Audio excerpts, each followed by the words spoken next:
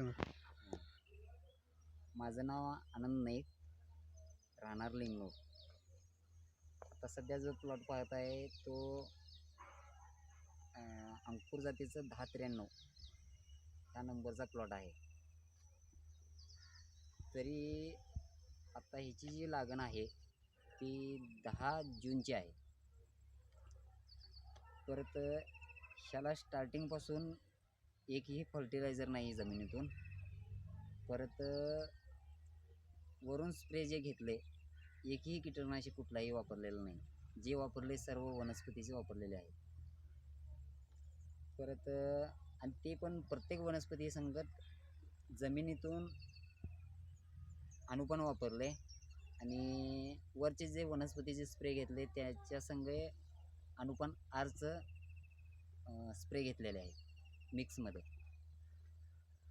तुम्हाला अनुपण वापरून काय फरक जाणवला? अनुपण वापरून झाडाची ग्रोथ चांगली झाली आहे.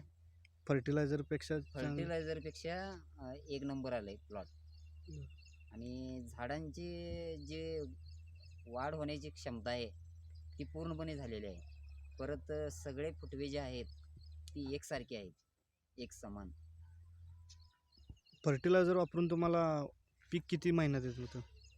म्हणजे फळ फर्टिलायझर वापरून 2 महिन्यापासून पुढे चालू होते प्लॉट. मग आपलं अनुपण वापरलं की अनुपण आर वापरल्यानंतर 45 दिवसाला प्लॉट चालू झाला.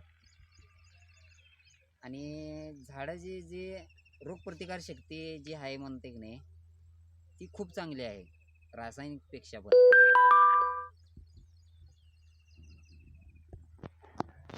बस.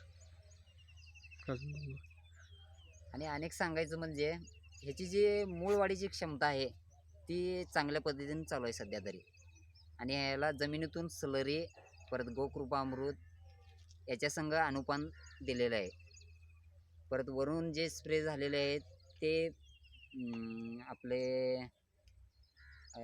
लिंबाचा पाला किंवा महारोका, परत रुई आणि पारिजातक आणि शेवगा याचे स्प्रे तयार करून घेतलेले आहेत.